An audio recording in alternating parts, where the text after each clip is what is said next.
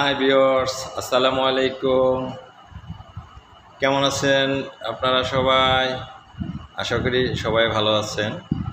ভালো থাকাটাই আমার কাম্য। আপনারা ভালো থাকেন, সুস্থ থাকেন।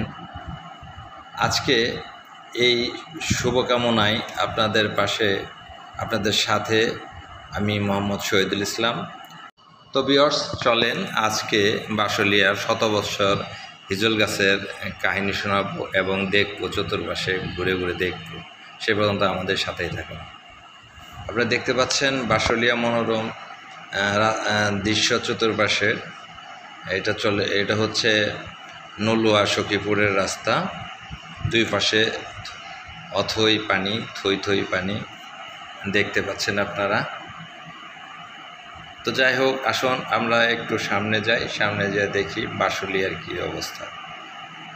তো আমাদের সাথে যারা আছেন তারা লাইক, শেয়ার, কমেন্টস করবেন, আর আমাদেরকে এই কমেন্টস করে জানাবেন ভিডিওটা কেমন লাগছে বা ভুল কোথায় আছে সেগুলা ইত্যাদি।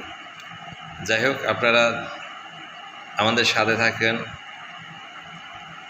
আপনারা দেখতে পাচ্ছেন বাঁশলিয়ার রাস্তাটিও অতি চমৎকার, চতুর্পাশে পানি আর পানি। এই তো একটু সামনেই বাঁশলিয়া। চলেন যাওয়া যাক বাঁশলিয়া।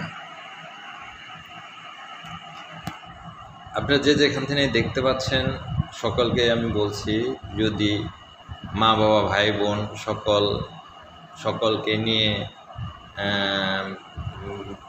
বেড়াতে আসতে চান তাহলে আসতে পারেন। এখানে কোনো গ্যাঞ্জাম নাই, নিরিবিলি একটা পরিবেশ এবং কি উপভোগ করার মতো একটা জায়গা আর কি। চতুর্দিকে পানি।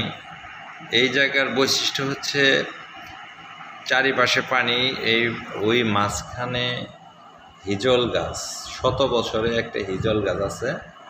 যতই পানি উঠেক না কেন, বন্যা হোক না কেন, এখানে সেই হিজল গাছটি তলায় না কখনো, ওটা ভাসমান থাকে। মনে হচ্ছে যে আমার বয়সে দেখতে পাচ্ছি যে ওটা কখনোই তলায় না। তো ওখানে সবাই গিয়ে নাচানাচি করে, গোসল করে, অনেকেই দেখা যাচ্ছে ভোগ দেয়, হিন্দুরা ভোগ দেয়, আবার অনেকে মানসিক করে, সিন্নি দেয়, ইত্যাদি ইত্যাদি। এই হিজল গাছকে নিয়ে অনেক ভিডিও অনেকেই বানাইছে, অনেকভাবে বানাইছে, কিন্তু আমি হিজল গাছ নিয়ে এত করার কিছু নেই।